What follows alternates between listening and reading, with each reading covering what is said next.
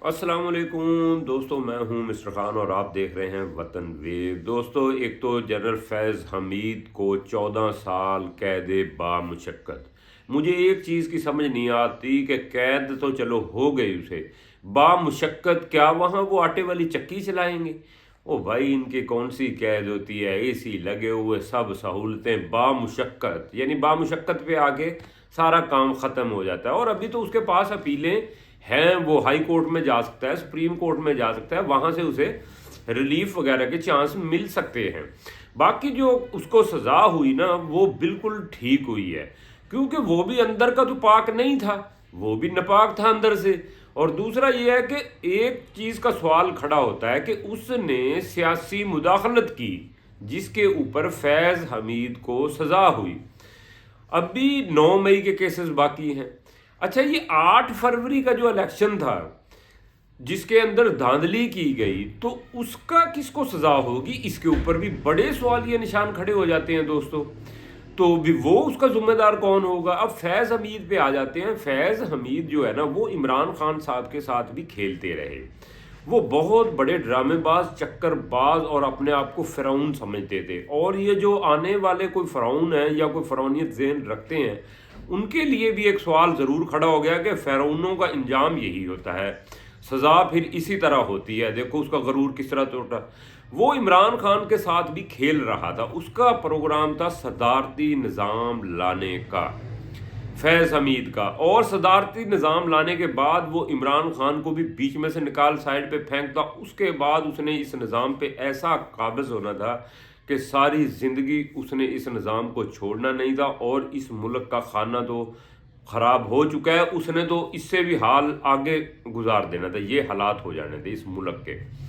बाकी अभी इसके ऊपर कह रहे हैं कि जी फैज़ हमीद, फैज़ल वाडा कह रहा है कि जी मैं तो जो है पहले ही कह चुका था, महीना 2 महीने पहले मेरी बातों को तस्लीम नहीं किया गया तो कि फैज़ हमीद को 14 साल सज़ा होगी। ओ भाई, अब लोग पागल हैं। लोगों को जजों की तो जब ज़रूरत ही नहीं है मानने की। भाई जज बैठा है फैसल वाडा, फैसल वाडा को पता है कि जहाँ से आ रहा था वो फैसल वाडा कह देता है। तो लिहाजा आजकल जजों की बात मानने की ज़रूरत नहीं है, फैसल वाडा की मानो। भाई फैसल वाडा साहब, हम कौन बेवकूफ़ है जो आपकी बात नहीं मानता? आप बिल्कुल सही कह रहे हो, आप ही सुप्रीम कोर्ट हो, आप ही हाई कोर्ट हो, आप तो सही कह रहे हो। इस वक्त फैज़ हमीद को होनी चाहिए थी, फैज़ हमीद को तो खैर ये सज़ा होनी चाहिए थी जो उसको उसका सिला मिल गया, क्योंकि वो भी इमरान खान साहब के साथ धोखा कर रहा था।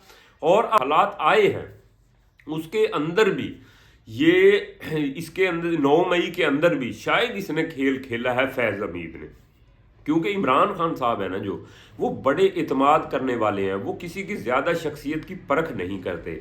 फैज़ हमीद ने अंदरूने खाना ये 9 मई की साजिश रची और उसने किया हो, क्योंकि इमरान खान देखने में, या इमरान खान की जो सूरत हाल है, इमरान खान किसी किस्म की बगावत पे यकीन नहीं रखता। इमरान खान को इस तरह की स्ट्रेटजियाँ नहीं आती कि यूं किया जाए यूं किया जाए। ये हरामखोरी तो फैज़ हमीद से ही सीखो आप लोग, इन्हें ही पता होती है ये हरामखोरी किस तरह करनी होती है। तो वो हरामखोरी 9 मई की भी ये फैज़ हमीद ने ही करवाई है 100%। ये रिज़ल्ट आप लोगों के सामने आ जाएंगे। बाकी इमरान खान साहब के साथ क्या हो सकता है? इमरान खान साहब तो दोस्तों क्लीन है। इसका नज़र आता है कि वो खुद फैज़ हमीद इमरान खान साहब की सोचों के साथ खेल रहे थे, इमरान खान साहब को पता ही नहीं था। तो इमरान खान साहब के साथ तो बाजवा साहब खेले, तो इमरान खान को इल्म नहीं था। वो इत्माद करने वाले शख्स थे, उन्हें इस चीज़ का इल्म नहीं था। अब आ जाते हैं 8 फरवरी के इलेक्शन पे। बाकी तो सबको सजाएं ठीक हुई। जो अब आने वाला जो ये एक सेट किया आप लोगों ने प्रोग्राम के, जी फैज़ हमीद ने सियासी मुदाखलत की जिसके ऊपर उसे 14 साल बामुशक्कत सज़ा दे दी गई। अब ये जो अगली मुशक्कत है, ये 8 मई के ऊपर जो इलेक्शन चोरी हुए, तो इस पे किसको सज़ा, यानी कि बनता है जिम्मेदार इस सज़ा का? ये सबसे बड़ा सवाल खड़ा हो गया है कि आने वाले वक्त में इसका फैसला क्या होगा।